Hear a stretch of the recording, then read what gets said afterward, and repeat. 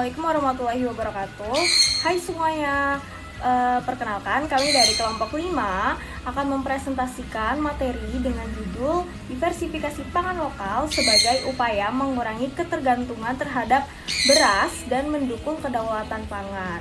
Nah, topik ini tuh sangat penting untuk dibahas teman-teman, karena di kehidupan sehari-hari masyarakat Indonesia ini masih sangat bergantung pada beras sebagai sumber karbohidrat utama.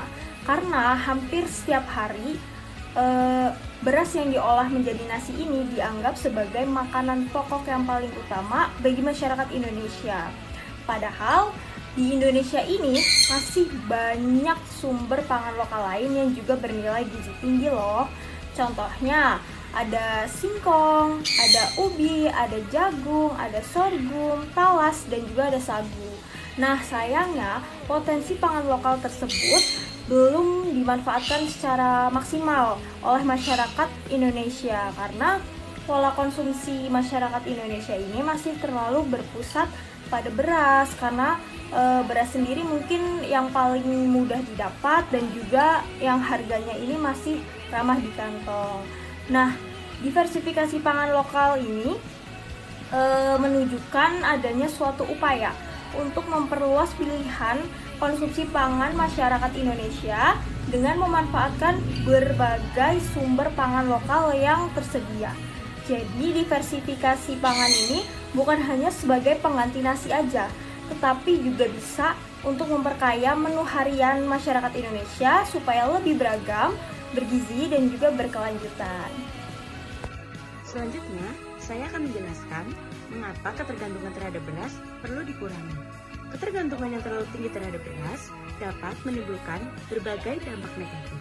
Jika produksi padi terganggu karena cuaca yang ekstrim, hama atau bencana alam, maka risiko krisis pangan bisa meningkat. Selain itu, produksi padi yang terus dipaksakan juga dapat memberikan tekanan pada lahan sawah, penggunaan pupuk, dan pestisida secara berlebihan. Padahal, sumber karbohidrat tidak hanya berasal dari beras.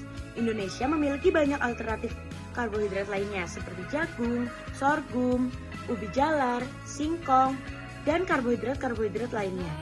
Dengan memperluas pilihan pangan, masyarakat tidak hanya mengurangi ketergantungan terhadap beras, tetapi juga mendukung petani lokal dan memperkuat ketahanan pangan nasional.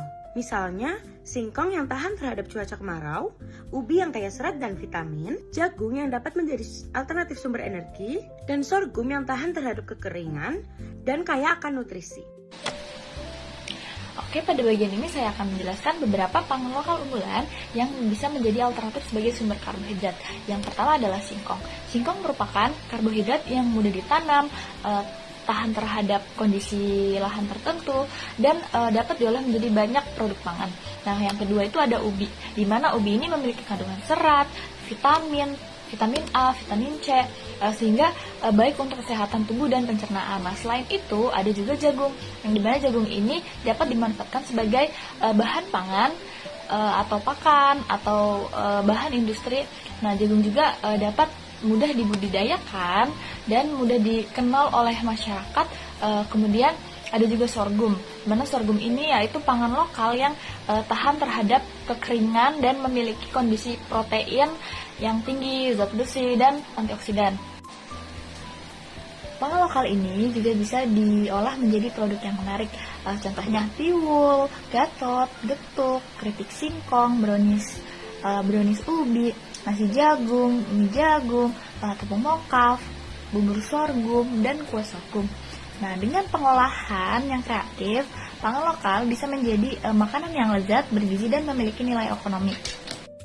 Selanjutnya, saya akan menjelaskan mengenai aksi yang dapat dilakukan untuk mendukung diversifikasi pangan lokal. Aksi pertama adalah edukasi kepada masyarakat bahwa sumber karbohidrat itu bukan hanya dari beras, tetapi dari singkong, ubi, jagung, sorghum, dan sagu yang juga dapat menjadikan sumber energi yang bergizi. Aksi kedua adalah mengenalkan pangan lokal tersebut dalam menu sehari-hari, baik di keluarga, sekolah, kampus, maupun di komunitas.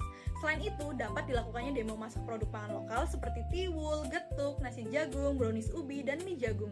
Kegiatan seperti bazar pangan lokal atau kampanye sehari tanpa nasi itu bisa menjadikan cara menarik untuk mengajak masyarakat dalam mencintai pangan lokal Indonesia.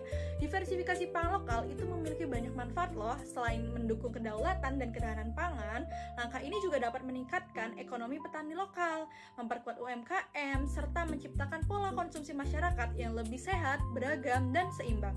Jadi, dapat disimpulkan bahwa diversifikasi pangan lokal ini merupakan langkah penting untuk mengurangi ketergantungan terhadap beras. Jadi, dengan memanfaatkan pangan lokal seperti singkong, ubi, jagung, dan sorghum, kita turut mendukung petani serta memperkuat UMKM dan menjaga ketahanan pangan nasional. Jadi, mari kita mulai hal sederhana dengan bangga mengonsumsi pangan lokal untuk memperkuat kedaulatan pangan Indonesia. Cukup sekian, terima kasih.